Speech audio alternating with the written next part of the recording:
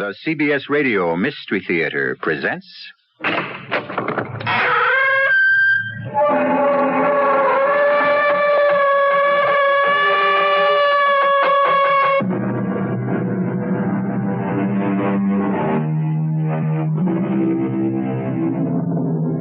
Come in. Welcome. I'm E.G. Marshall. Queen Elizabeth I of England once said, "I will never, by violence, be constrained to do anything." History records that good Queen Bess was more attentive to truth with another statement, "I shall make you shorter by a head."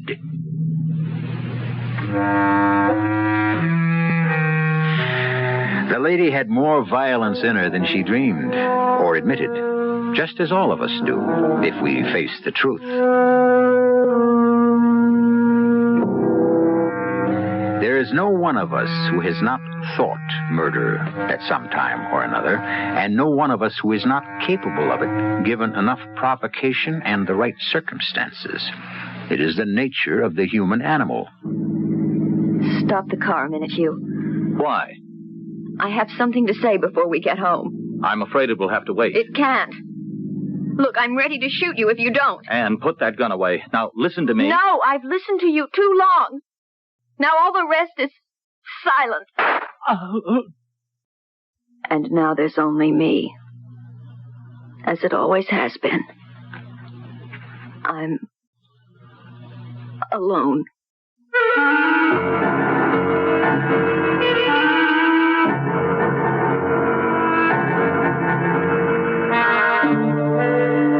Our mystery drama, The Infernal Triangle, was written especially for the Mystery Theater by Ian Martin and stars Morgan Fairchild. It is sponsored in part by True Value Hardware Stores and Luden's Medicated Cough Drops.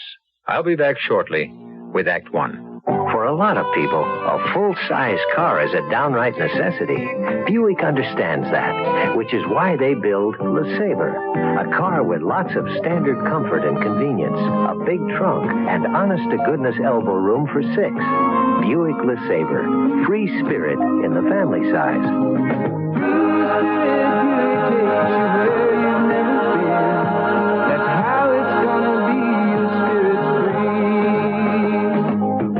Imagine living without electricity, or indoor plumbing, or food when you're hungry, or clothing when you're cold, or a job when you need money, or a school to get an education. Millions of children around the world don't have to imagine. They live that way. But there is hope, and you're it. By contributing to Save the Children Federation, you can help erase a lifetime of misery. All it takes is a few dollars.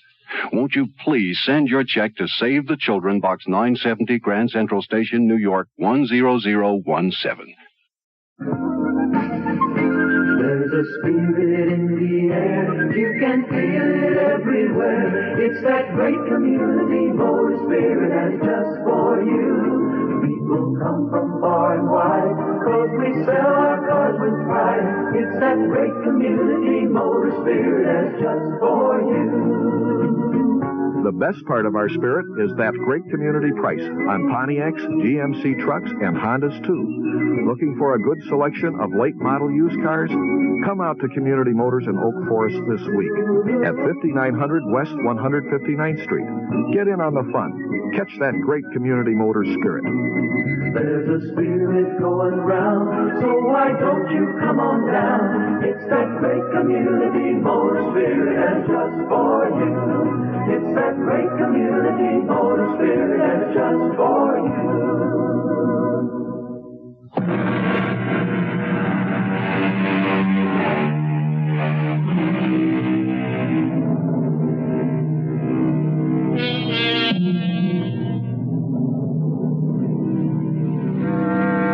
On the morning when all this begins, nothing could be further from Anne Fairchild's mind than violence.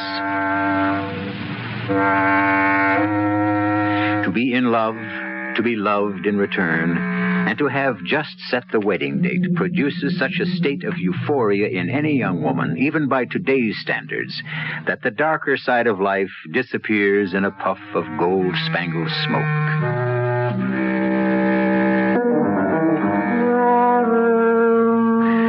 Fortunately for Anne, that smoke is as impermanent as castles in the air, and the forces of darkness are brooding and gathering to descend, bringing with them a disaster beyond her wildest dreams. Good morning, Anne, sweetie. How are you? Morning, Daddy. Good heavens, that's enough love to last for a month. Forgive my enthusiasm, but this is just the best day that ever happened. Have I got news for you? Well, that makes it nice because I have for you, too. But you first, before you explode. Now, is it Hugh? It is indeed. Hugh Denning, the most gorgeous man who ever existed in this whole wide, wonderful world. He wants me to marry him. Well, I take it you accepted. I did, indeed. Oh, Anne, I'm so happy. I think it's great. Well, when's the big day? How soon do you think you can get someone to take my place? Never. As a person. I meant as a housekeeper. Oh, by tomorrow? Maybe even by tonight.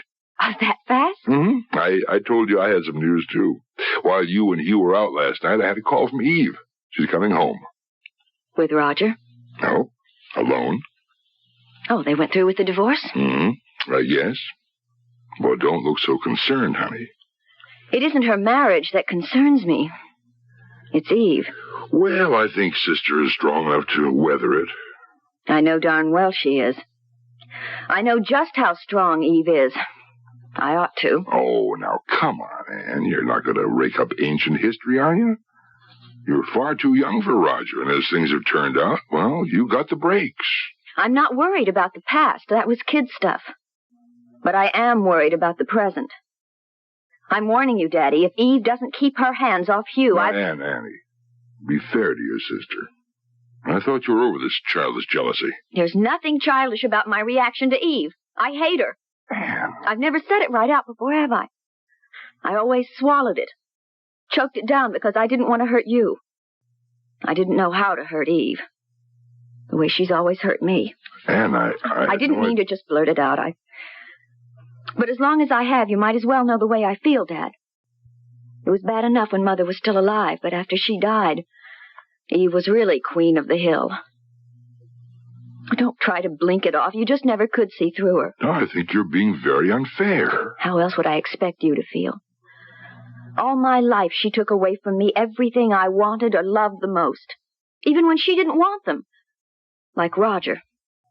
All she wanted from him was his money. Anne, now please. I want you to stop this. Eve has had a very rough time. She's coming home to try to bind up some very fresh wounds, not open up old ones. I want you to help her. Let some of your own happiness rub off on her. Just as long as she doesn't try to poach. But if she even so much as looks sideways at my man, there's going to be real trouble. I'll kill her.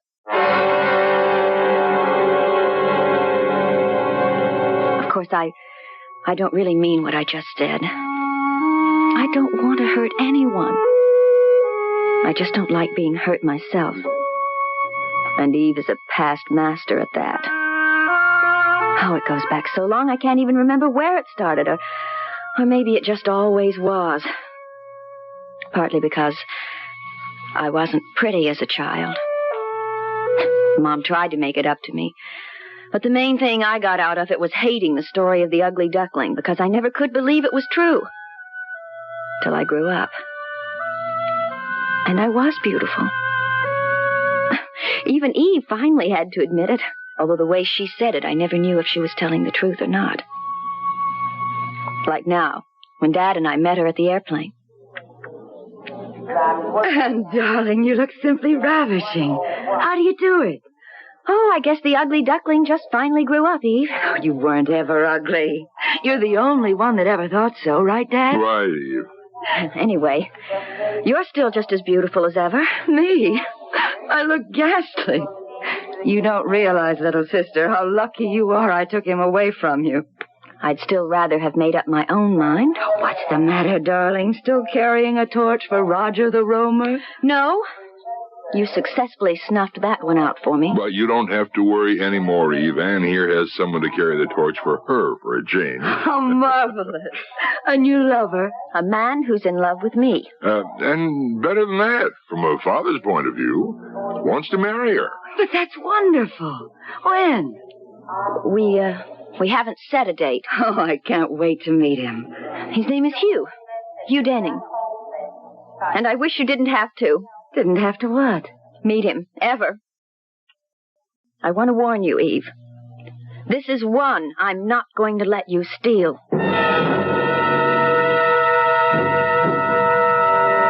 I don't know when it first started, but all the things that were nearest and dearest to me seemed to end up as Eve's. A teddy bear I once treasured. Skates I got one Christmas. Dresses, clothes. Eve got all the ones I wanted. I got the leftovers. And then when we were old enough, boys. Anyone who came to see me always ended up trying to date Eve. Now she was back again. How could I hold on to Hugh? So you're Hugh Denning. I can't deny it. And you're Eve. I've heard a great deal about you. Oh, I wish I could say the same about you. But I'm willing and anxious to learn. I'm here too, remember? Of course, Anne. You're not forgotten. Never for a moment. It's just that this is a big moment. And the man I'm most anxious to meet. Eve, I warned you. I think maybe it's time we all went into dinner, huh? Not that I mean to interfere, Anne, but don't you have everything ready? Oh, yes, Dad. Suppose you and Hugh sit down, and Eve will help me bring the things in. Eve? Oh, of course. You'll excuse us, Mr. Denning. It's Dr. Denning, Eve. Oh, I'm sorry. I didn't know. I guess I have a lot to learn about you. Are you going to help me in the kitchen? Of course. We must have a nice long talk after dinner, Dr. Denning. Good. I'll look forward to it. Eve, you're not going to start it again. Start what? I told you to lay off Hugh. Oh, for heaven's sake, Anne. What's the matter with you? I'm just trying to get to know someone who's going to be a member of the family.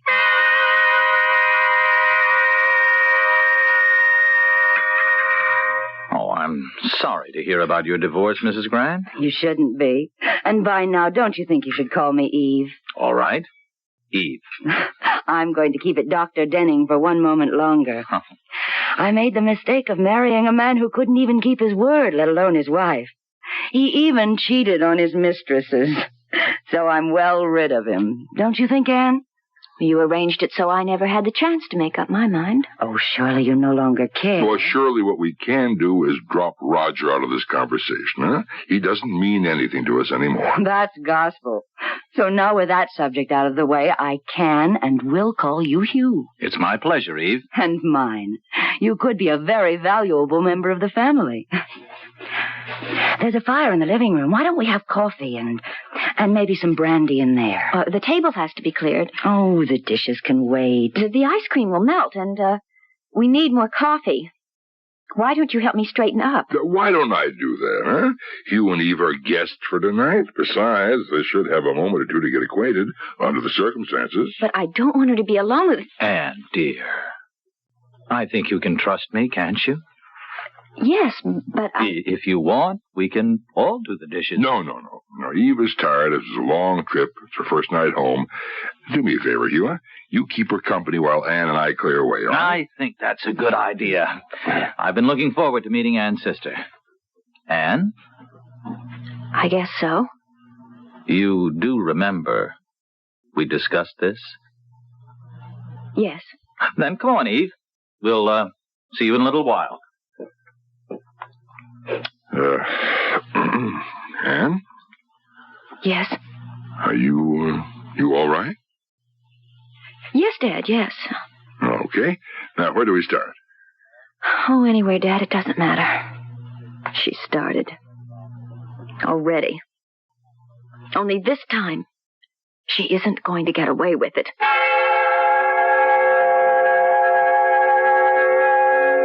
But how was I going to stop her?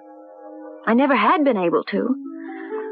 And in the days that followed, I saw them more and more together, whispering in corners, breaking off quickly when I came in the room. Hugh was avoiding me. Never seeing me alone, he claimed his schedule was jammed, pleaded solid appointments every day. I was getting more and more frantic. I knew I was losing him to Eve, but how to stop it? And then one morning, I started out shopping and had to come back for my pocketbook. Nobody saw me come in the door. Upstairs, I could hear a radio playing. And as I climbed the stairs, I realized it was coming from the bathroom Eve and I used. I glanced at my watch. 11 o'clock. Sure, just getting up. And as usual, playing that darn radio while she had her bath, in spite of the fact that Dad had warned her how dangerous it...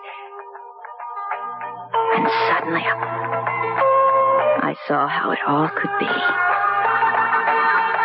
Only first, I would give her one more chance. Oh, who's that? Me, Anne. I'm having a bath. Do you mind? What are you turning the radio down for? I want to talk to you. All right, Anne, later. No. Now. I just want the answer to some questions. Are you going to leave Hugh alone? I don't know what you're talking about. Don't lie. You're just trying to steal him from me. You must be crazy. Just as you have everything else I ever wanted. So this is your last chance. My last chance for what? To promise to stay away from you. If you don't, I'll kill you. Oh, don't be ridiculous. I don't care about Hugh. You're lying. Oh, what is the use of talking about it? It wouldn't change anything. There's only one thing to do. Anne, what is it? You didn't want me to turn the radio down? All right. How's this? Listen to it. Listen to your swan song. I'm getting you out of my life forever. Anne! No!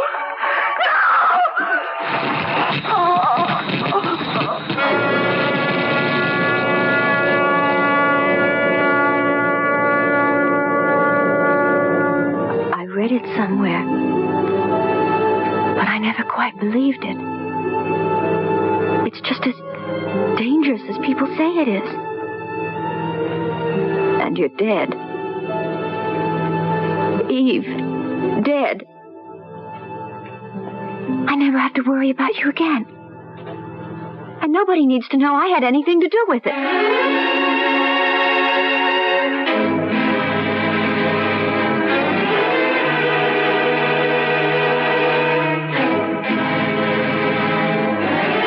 In spite of our knowledge about the danger of certain electrical appliances, too many people die from accidental electrocution every year.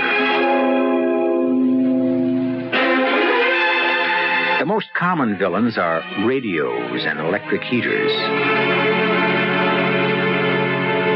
Statistics are not available, certainly not in a case where death was deliberately caused, as in Eve's case. I shall return shortly with Act 2. You can have great taste, lots of great taste and taste with Ludens. They're medicated cough drops with great taste in every box. Wild cherry, sweet and savory, menthol cool and flavory. Honey, the way you wish with lemon or licorice. Oh, you can have great taste, lots of great taste and taste with Ludens. Ludens, the medicated cough drops that don't taste medicated. They taste great.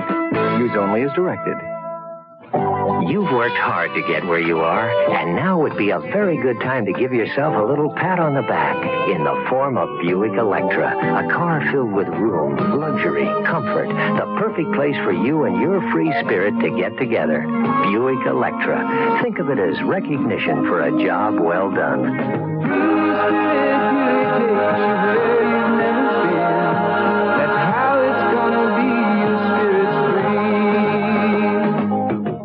Now, from Business Week, here is Peter Roberts with your summary of this week's top stories.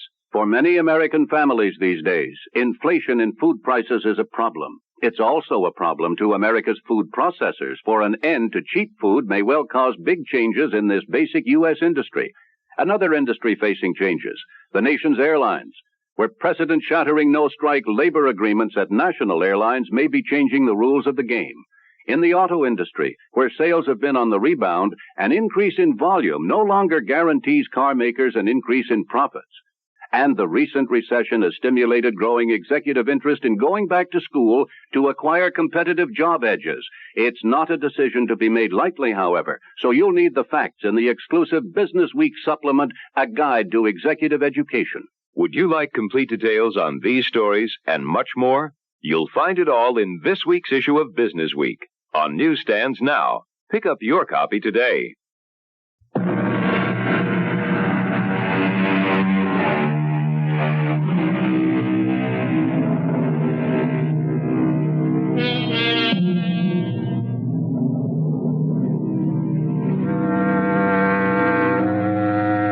The shocking crime that Anne Fairchild has effected is not the end of her problems, but only the beginning of a new set.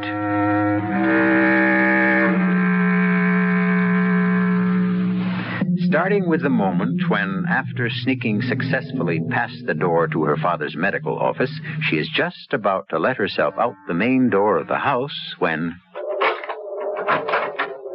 Anne? Yes, Daddy. Oh, you're just coming home, huh? Yes. I thought I heard you come back sooner.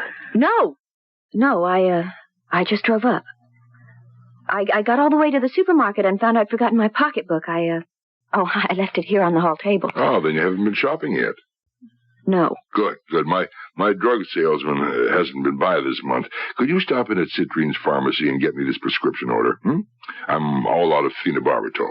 I've called them. It's a large order, but they'll let you have it since they know us both. Oh, I'll get it, Daddy. Fine. I've got to get back to a patient. By the way, that's capsules, not tablets. Where's Eve? I guess she's in her usual morning state. Ah, dead to the world, huh? She doesn't like getting up in the morning much. Well, I don't blame her. I've been giving her some sedatives. Maybe we ought to wake her now, though. And as soon as I dismiss this patient, we could all have some brunch if you'd make it. No. No, I'm going shopping and get your pills, and then I'm coming home for a nap. If you want Eve, you'll just have to wake her for yourself. I didn't mean that literally, of course. Because nobody could wake Eve. She was dead. Electrocuted, drowned. Dead as dead. But then everything became sort of blurry. I guess I was just reacting to all the horror, the terrible thing that had happened, and my own terror. I remember I did the shopping and I picked up the pills for Dad. And I came home and just left everything in the kitchen and went upstairs. Well, everything was spinning round as I lay down, and I must have fallen asleep so deep that it might have been me that was dead. I remember waking up once and being questioned by someone. Lieutenant of Police, I must warn you, whatever you say can be used against you. I haven't said anything, have I? No, but you will. We have our own methods.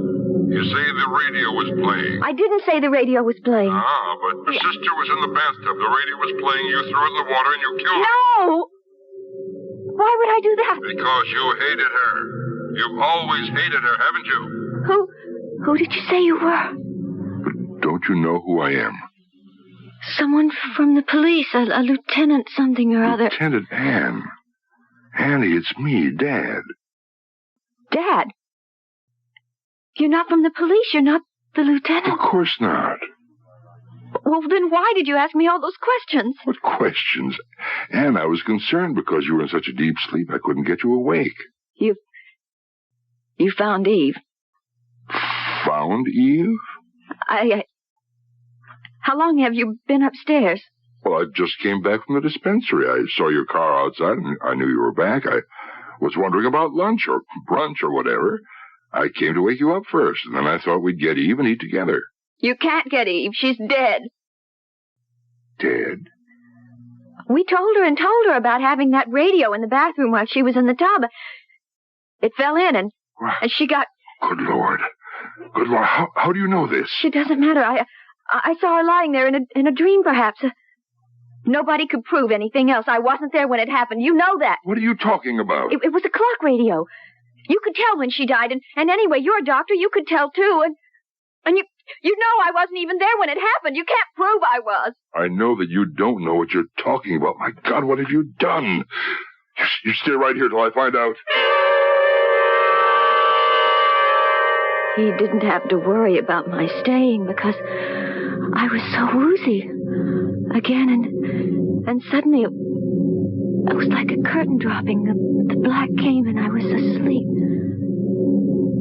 And when I got wakened again, I would have given anything not to be, because the voice that brought me out of sleep was Eve's. Hello, little sister. Heard any good music on the radio lately? Eve. Who else? Your loving sister. You're not dead? What do you think? I shouldn't have to think. I know you're dead. You ought to know. You killed me, didn't you? No, it was an accident. You wanted it to look like that. With you dead and out of the way, at least I could have something for myself. You mean Hugh? Yes. He doesn't love you. He wants me to marry him. Are you sure? Isn't it the other way around? What other way around? Isn't it you that wants to marry him? And under the circumstances, he had to pretend. What circumstances? You know as well as I do. Better, in fact. I don't know what you're talking about. That's what I'm afraid of.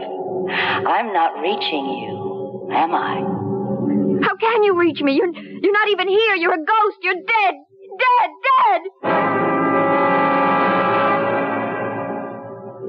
The blackness came swirling around me again, and there was peace for a little while. The blessing of nothingness, of not knowing, of not being. And then, like being in seawater, you can't fight the buoyancy forever. And gradually you rise back through layer upon layer, back to the surface and life again. The hard and terrible facts of life. No! Why are you shutting me up here? Because you're condemned. Why? Didn't you kill your sister? No, it was an accident. Didn't you want to see her dead? I didn't want her to steal a man I loved. Couldn't you hold the man by yourself? Couldn't you trust him not to betray you? I don't know. I felt that if I didn't have to compete with Eve, I would be safe. So you killed her? Who are you? I might be yourself. No, you're not. You're Hugh. Of course. Who else? I don't want to see you. You don't love me. That's silly. Everyone loves you, Anne. Not you. Not the way I want you to. It's Eve, isn't it? It's always Eve. Easy, darling. Easy. Don't talk to me like a child. I was your child. You could have told me to do anything and I would have done it. Till Eve came back. Then it all changed. Nothing has changed. Everything has. I didn't want it to. So I killed her. You know that, don't you? It was an accident. Oh, no. No, I took the radio and threw it into the tub to kill her. Why? Because she was trying to steal you away from me. And she'd never have stopped until she had. Stealing me from you? Yes. You are in love with me, aren't you? Yes. In a sense. What does that mean? In a sense. You said you loved me. As you loved me. No more, no less. You didn't want me as a woman? It's difficult to explain. What's difficult? Well, you have nobody to run to, Hugh. She's dead, no matter how much she tries to haunt me. And you'd better make up your mind to settle for second best. Because I'm all you have left.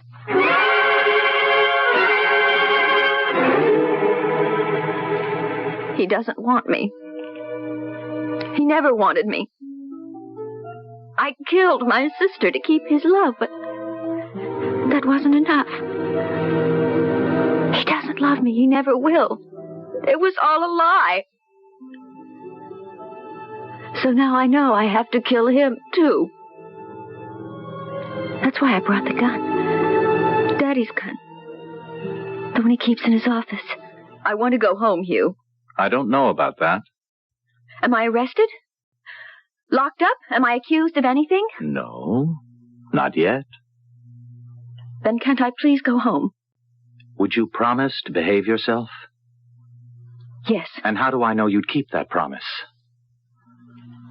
I don't know. Wouldn't you see that I did? I can't control it, Anne. You have to be the one.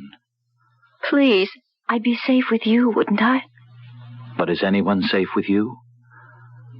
Oh, damn it, I'm going to take the chance.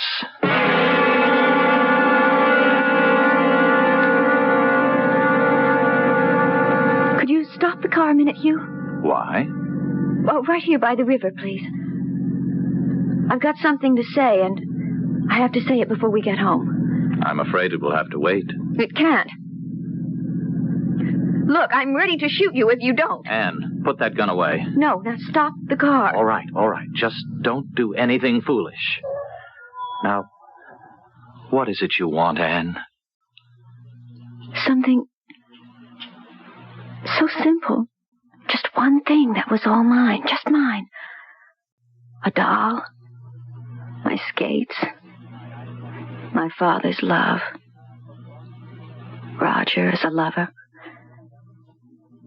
and then you most of all.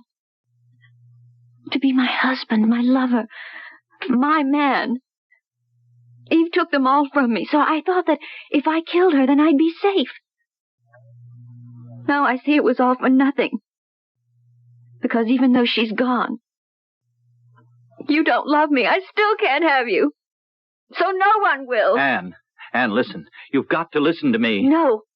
I listened to you too long. Now all the rest is silence. Oh. And now there's only me, as it always has been. I'm alone.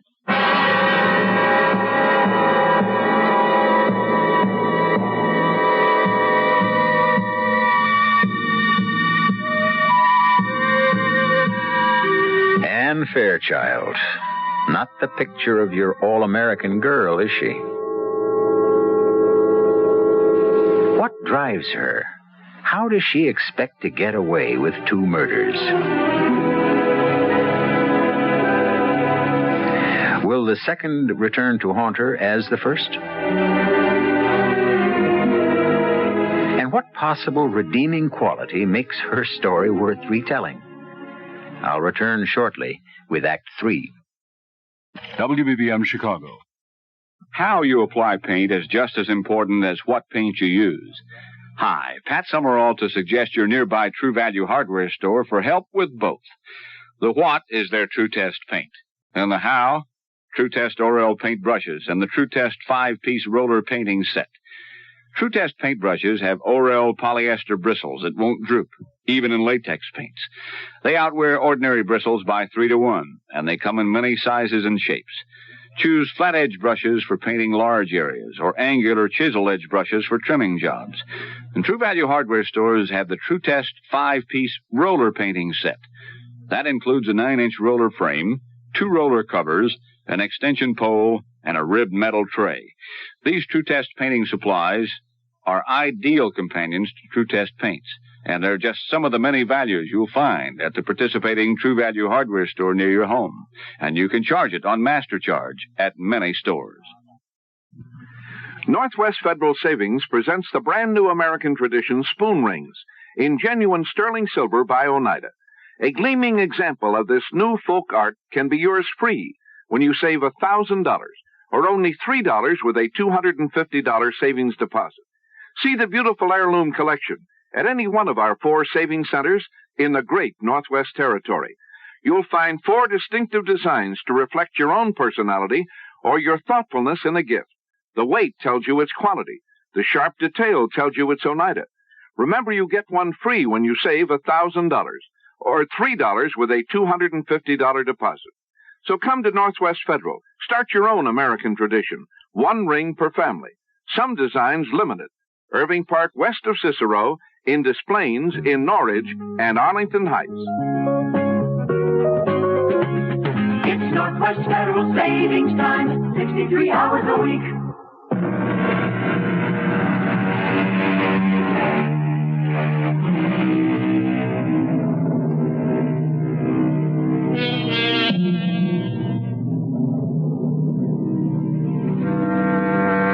For a long time, Anne Fairchild sits looking at the man she has ruthlessly killed.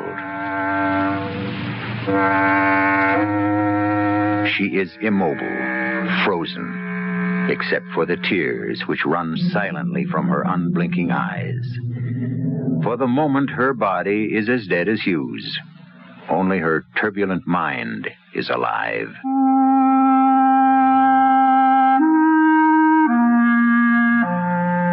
And now I've killed the last thing I loved.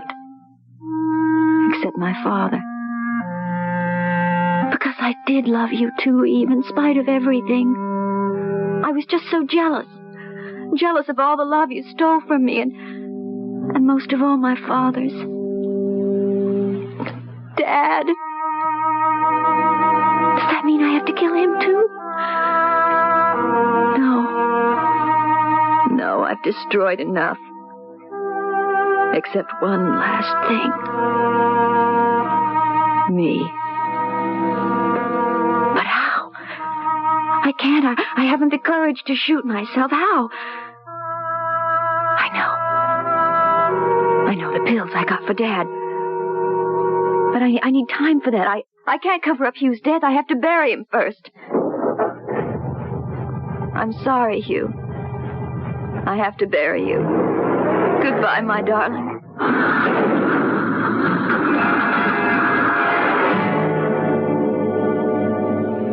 I don't remember how I got home. Somewhere I must have fallen because my stockings were torn and I had bruises on my elbows. And there must have been some rain because I could feel my hair plastered to my head. It's funny that I could feel anything outside. Because inside, I was dead. Dead as Eve and Hugh, and as I hope to be soon myself.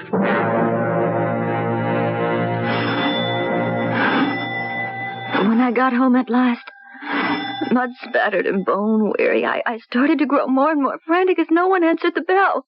Help me, someone! Help me! Help me! Anne, what in God's name? Come in, child, come in. I thought there was no one here, that I was all alone. Oh, no, come into my office. I'll get you something to calm you down. Have a look at how badly you're hurt. I'm all right. I just slipped and fell or something. Now, just a minute, Anne. How did you get away from there?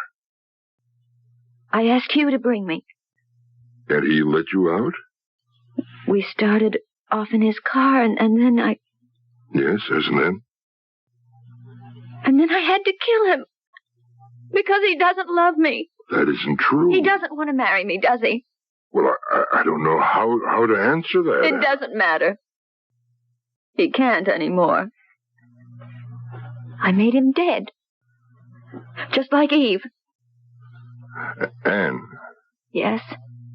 You say you killed Hugh just as you did Eve. How? How? Yes. How did you kill Hugh? I shot him. Then I got out and put the car in gear and let it roll down the embankment. You say you shot him? With what? With your revolver, the one you keep in the drawer. I thought about shooting myself first and then again afterwards, but I didn't have the courage. Just a moment, Anne. What did you do with the pistol, Anne? Afterward, I mean. The gun, I don't know. Maybe I threw it away. I don't know. I don't remember. But you haven't got it now? No. You can see I don't even have my purse. And you're sure Hugh is dead? Yes. The phone is ringing. Let someone else get it. How can you be so sure Hugh is dead? Because if the shot didn't kill him, he'd have to drown in the river. The phone has stopped ringing. I know. Someone answered it. Anne. What? Why did you want to kill them? Eve and Hugh? Because they stole love from me. The only thing I ever wanted and never could get all my life. But I'm sorry I killed them. Sorry. Anne, there's no need to be sorry because you haven't. Yes. Yes, there is. Because, you see, it didn't do any good. It didn't make me safe or give me what I was looking for. The only person I should have killed was myself. Myself. It's the only way I'll ever be free. Come in. That was Hugh, Dad.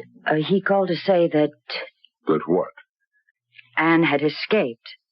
I told him she was here. No. No, he couldn't have called. He's dead, just like you are dead, Eve. You can't be alive. Why won't you die and leave me alone? I see it now. The only way I'll ever be rid of it is to die myself. Watch it, Dad. Anne, stop it. Let go. Anne. Let me alone. Here. You all want to be rid of Hold me. her, Just let Eve, me Eve, die. hold her. Can you handle her just long enough for me to get... No, I got her. I'll get a hypodermic. Make it quick. That's it. Why did Hold I her think there. I'd ever win? I just... Easy now. Die, please, God. Anne. Please. Anne, if you'll help me, if you'll just help me, I'll bring you rest. Can't help me. I can't. Why do they haunt me? I've got to hide.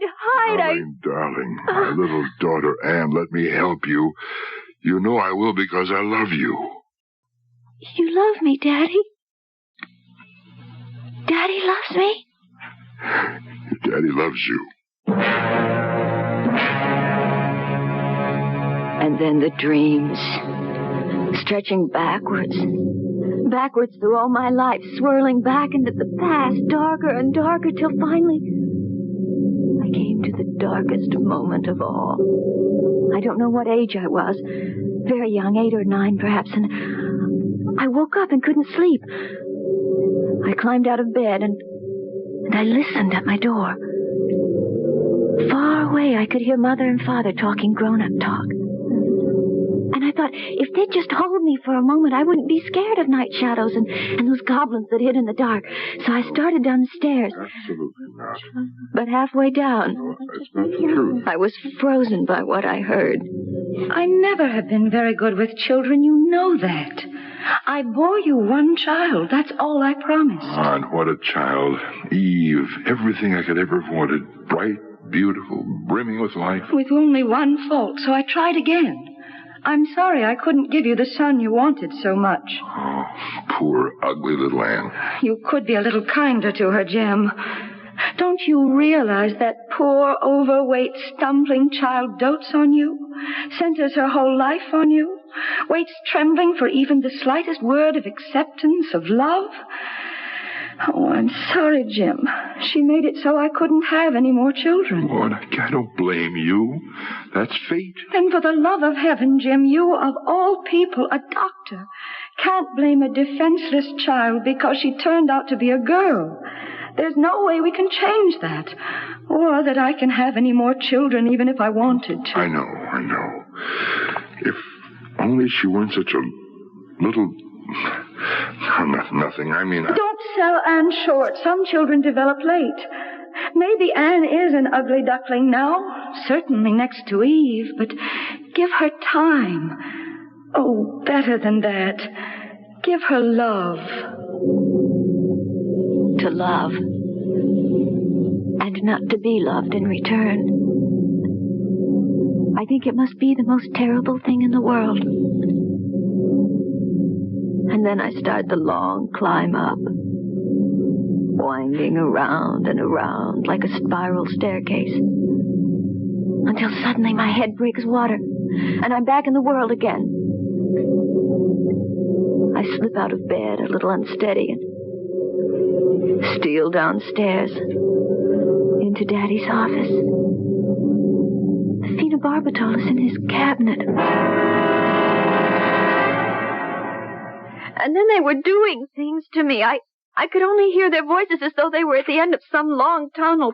There's nothing more to pump out. We've got to keep her moving. Eve, get all the hot black coffee you can. Your father and I will keep her walking. Oh, please,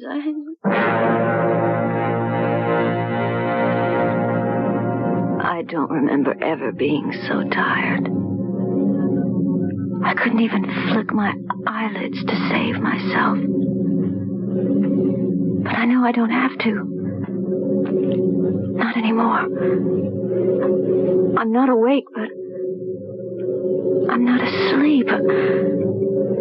Just lying here, I can hear every word that follows with marvelous clarity. I can't react, but I can hear. I can hear. You mean Anne actually thought she had killed me? And you, Dr. Denning? Well, Anne's been hallucinating for a long time. Ever since Roger chose you instead of her. Oh, I still can't believe that Anne would go to pieces over that. It's been coming for a long time. You thought he had it under control till the accident of your coming home. You mean Anne's right? I caused it all? No, I'm the one to blame. Nobody is to blame. It was only unfortunate that just as I had gained Anne's confidence, at the expense of accepting for myself the love she still harbored, unrequited for her father, you came along, Eve, and were the catalyst that blew things wide open again. Then it is my fault. Oh, look, if anyone was at fault, we were all at fault. But Hugh, are you trying to say that we've exploded my poor little sister into fragments? That she can never be pieced together again? I don't know how to answer that. I only know that as long as I live, I'll be trying. Because when Anne gave me her love and I returned it, it was no pretense. I know the real girl that lies buried under all the emotional misunderstandings. And I love her. I'll never stop believing I can't clear away all the shadows and let the sunlight back in.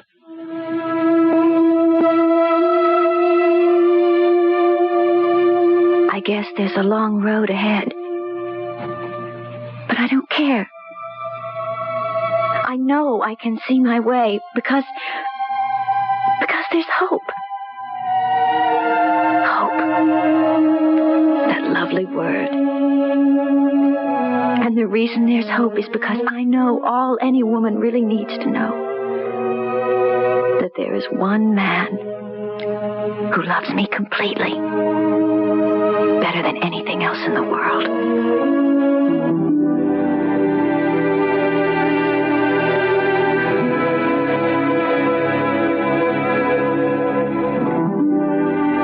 In a way, this hasn't been a story at all, because most of it was never told. We only heard Anne's point of view, which was mostly illusion. So, rather than a story, we might call it a vista to a girl's mind, to a place of shadows that suddenly faded in the light of truth and understanding. A strange visit to a dark room. I'll be back shortly.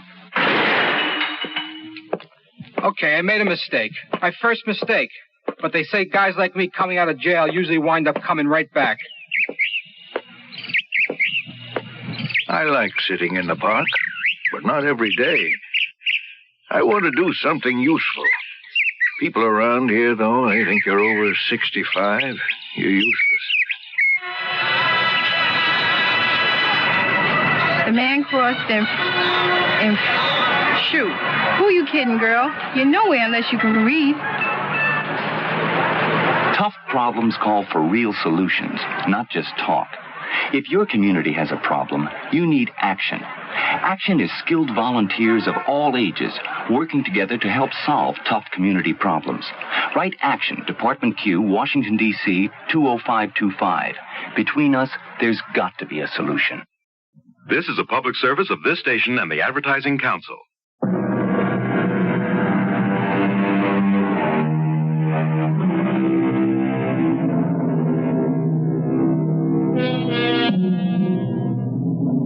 At one time, it was considered absolute heresy for an analyst to have any personal contact with a patient. But we're a more permissive society now, and Hugh Denning is not the first psychiatrist who has married one of his patients. Of course, Anne is no longer a patient. Analysis had brought her freedom to understand and control her life and be a whole woman. And there is no question that the whole experience has made Dr. Hugh Denning a better analyst. So everyone gained, and Anne's hope became reality. Our cast included Morgan Fairchild, Joe Silver, Catherine Byers, and William Redfield. The entire production was under the direction of Hyman Brown. And now, a preview of our next tale. We shall be back for the next there's something else. I must speak. Madame Darzum will be back later. No, I must speak now. There is a woman at the table behind you. Madame Darzum, you are tired, weary from your telepathic feats, and I... That woman is wearing an opal brooch. Yes. Would you hand the brooch to Mr. Murchison, please? Very well. I'm holding it in my hands. The donor of that brooch is dead. Am I correct? The lady nods her head in the affirmative. You are correct. Wait. The brooch was not given. What are you saying? Reconsider what you were saying. The brooch was taken. The owner of the brooch did not die a natural death. She was murdered. Radio Mystery Theater was sponsored in part by Buick Motor Division. This is E.G. Marshall inviting you to return to our Mystery Theater for another adventure in the macabre. Until next time, pleasant dreams.